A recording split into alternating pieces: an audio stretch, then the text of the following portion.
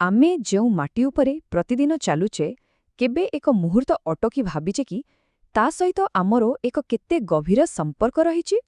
ହଁ, ଆଜି ଆମେ ସେହି ହଜିଯାଇଥିବା ସମ୍ପର୍କ ବିଷୟରେ ହିଁ କଥା ହେବା। ଗୋଟିଏ ଏମିତି ସମ୍ପର୍କ ଯାହା ଆମ ସ୍ୱାସ୍ଥ୍ୟ ଆଉ ଶକ୍ତିର ପ୍ରକୃତ ମୂଳଦୁଆ। ସତରେ ଏହି ପ୍ରଶ୍ନଟା ଟିକେ ଭାବିବାକୁ ବାଧ୍ୟ କରେ, ନୁହେଁ କି? ଆମେ ତ ପ୍ରତିଦିନ ଏହି ମାଟି ଉପରେ ଚାଲୁଛେ, କିନ୍ତୁ ତା ଭିତରର ଅସଲ ଶକ୍ତିକୁ କ'ଣ ସତରେ ବୁଝିପାରିଛେ? ତେବେ ଚାଲନ୍ତୁ ଆଜିର ଏହି ଆଲୋଚନାରେ ଆମେ ସମସ୍ତେ ମିଶି ସେହି ରହସ୍ୟକୁ ଖୋଜିବା।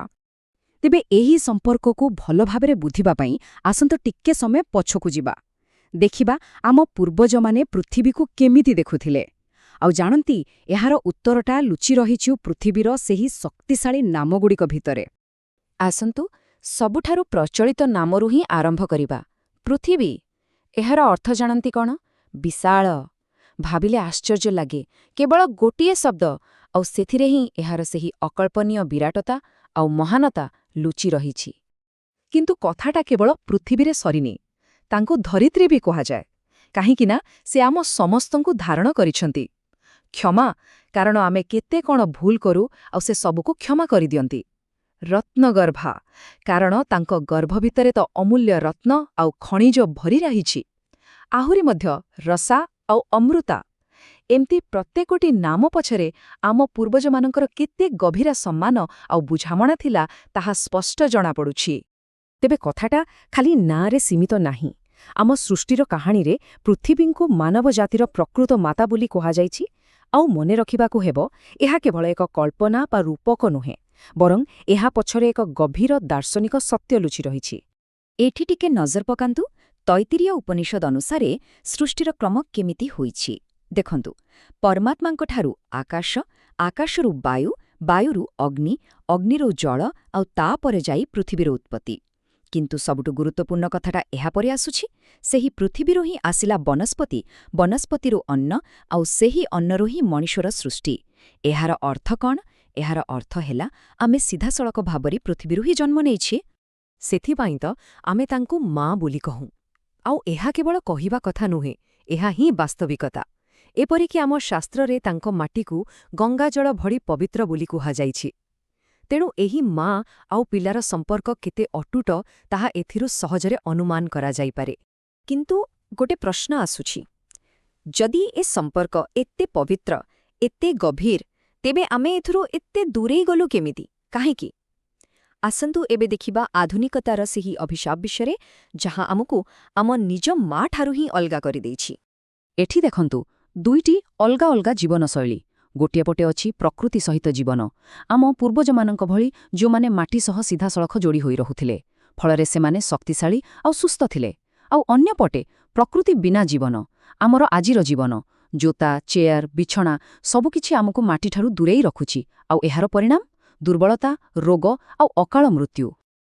ଆଉ ଏହି କଥାଟି ବହୁତ ଗୁରୁତ୍ୱପୂର୍ଣ୍ଣ ଯେ ମଣିଷ ହିଁ ଏକମାତ୍ର ପ୍ରାଣୀ ଯେ ନିଜ ଇଚ୍ଛାରେ ଏହି ଲାଭଦାୟକ ନିୟମକୁ ଭାଙ୍ଗୁଛି।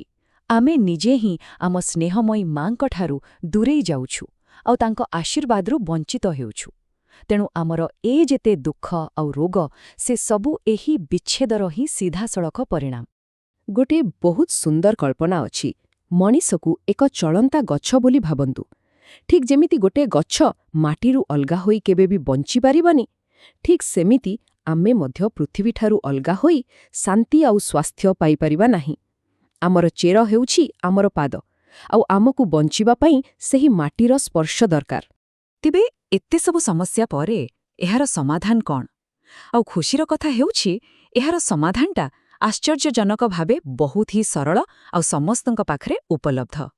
ଆସନ୍ତୁ ଏବେ ଦେଖିବା କେମିତି ମାଟି ନିଜେ ହିଁ ଆମର ସବୁଠୁ ବଡ଼ ଡାକ୍ତର ବା ଆରୋଗ୍ୟକାରୀ ହୋଇପାରିବ। ଏ ଅନୁଭବଟା ବୋଧହୁଏ ଆମ ଭିତରୁ ଅନେକଙ୍କର ଥିବ।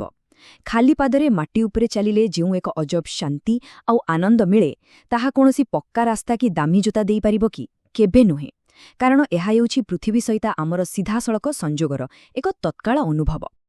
ଆଉ ଶୁଣନ୍ତୁ, ଏହାର ଲାଭ କେବଳ ମାନସିକ ଶାନ୍ତି ଭିତରେ ସୀମିତ ନାହିଁ। ଏହାର ଶାରୀରିକ ଲାଭଗୁଡ଼ିକ ତ ଆହୁରି ଆଶ୍ଚର୍ଯ୍ୟଜନକ। ଏହା ପାଦକୁ ମଜବୁତ କରେ, ଭୋକ ବଢ଼ାଏ, ଭଲ ନିଦ ଆଣେ, ଏପରିକି ମୁଣ୍ଡବିନ୍ଧା, ମୁଣ୍ଡ ବୁଲାଇବା, ପୁରୁଣା ଥଣ୍ଡା ସର୍ଦ୍ଦି ଭଳି ସମସ୍ୟାକୁ ମଧ୍ୟ ଏହା ଭଲ କରିପାରେ। ଯେଉଁମାନଙ୍କର ହାତପାଦ ଥଣ୍ଡା ରହେ ତାକୁ ବି ଏହା ଗରମ କରେ। ଏଠି ଗୋଟିଏ ବହୁତ ବଡ଼ ଦାବି କରାଯାଇଛି, ଯାହା ଶୁଣିଲେ ଆଶ୍ଚର୍ଯ୍ୟ ଲାଗିବ। କୁହାଯାଏ, ଯିଏ ଖାଲି ପାଦରେ ଚାଲେ ତାକୁ କେବେ ବି ଆଖି ରୋଗ ହେବ ନାହିଁ। ଟିକେ ଭାବି ଦେଖନ୍ତୁ ତ, ଆଜିକାଲି କେତେ ଛୋଟ ଛୋଟ ପିଲାଙ୍କର ଆଖିରେ ଚଷମା ଲାଗିଲାଣି। କ'ଣ ଏହାର କାରଣ ଆମର ଏହି ତଥାକଥିତ ସଭ୍ୟ ଜୀବନଶୈଳୀ ହୋଇପାରେ? ଆଉ ହଁ, ଗୋଟେ ସାଧାରଣ ଡର ଅଛି ଯେ ଶୀତଦିନେ ଖାଲି ପାଦରେ ଚାଲିଲେ ଥଣ୍ଡା ହୋଇଯିବ। କିନ୍ତୁ ଏହା ଏକ ଭୁଲ ଧାରଣା ଛଡ଼ା ଆଉ କିଛି ନୁହେଁ। ବାସ୍ତବରେ ଏହା ଶରୀର ପାଇଁ ଲାଭଦାୟକ। ତେଣୁ ଏହି ଅଭ୍ୟାସକୁ କେବଳ ଗୋଟିଏ ଋତୁରେ ନୁହେଁ, ବର୍ଷର 12 ମାସ ଜାରି ରଖାଯାଇପାରେ। ତେବେ ଏ ଯେଉଁ ଯାନ ବିଷୟରେ ଆମେ କଥା ହେଉଛେ, ଏହା କୌଣସି ନୂଆ ଆବିଷ୍କାର ନୁହେଁ। ଏହା ହେଉଛି ଆମେ ପୂର୍ବଜମାନଙ୍କର ପ୍ରାଚୀନ ଜ୍ଞାନ, ଏକ ଏମିତି ପଥ ଯାହାକୁ ସେମାନଙ୍କ ମଧ୍ୟରୁ ସବୁଠାରୁ ଜ୍ଞାନୀ ଏବଂ ଶକ୍ତିଶାଳୀ ବ୍ୟକ୍ତିମାନେ ସର୍ବଦା ପାଳନ କରୁଥିଲେ। ଆଉ ଏହାର ନିୟମଟି ବହୁତ ସରଳ। ଆମ ଶରୀରର ଯେତେ ଅଧିକ ଅଂଶ ମାଟିର ସଂସ୍ପର୍ଶରେ ଆସିବ, ଆମକୁ ସେତେ ଅଧିକ ଲାଭ ମିଳିବ। ଏହି ହିସାବରେ ଦେଖିଲେ ଖାଲି ପାଦରେ ଚାଲିବା ତ ଭଲ, ତାଠାରୁ ଆହୁରି ଭଲ ହେଉଛି ମାଟି ଉପରେ ବସିବା। ଆଉ ସବୁଠାରୁ ଭଲ ବା ସର୍ବୋତ୍ତମ ହେଉଛି ମାଟି ଉପରେ ଶୋଇବା, କାରଣ ଏହାଦ୍ୱାରା ପୃଥିବୀର ସେହି ଆରୋଗ୍ୟକାରୀ ଶକ୍ତି ସବୁଠୁ ଅଧିକ ମାତ୍ରାରେ ଆମ ଶରୀର ଭିତରକୁ ଯାଇଥାଏ। ଆମ ଇତିହାସ ଏହାର ସାକ୍ଷୀ ଅଛି। ପୁରୁଣା କାଳରେ ଗୁରୁକୁଳର ଛାତ୍ରମାନେ ମାଟି ଉପରେ ହିଁ ଶୋଉଥିଲେ। ବାନପ୍ରସ୍ଥ ଆଶ୍ରମରେ ଥିବା ଲୋକମାନେ, ସନ୍ନ୍ୟାସୀମାନେ ଆଉ ବିଶେଷ କରିକି ଯୋଗୀମାନେ ଏହି ନିୟମକୁ ଅତି କଠୋର ଭାବେ ପାଳନ କରୁଥିଲେ।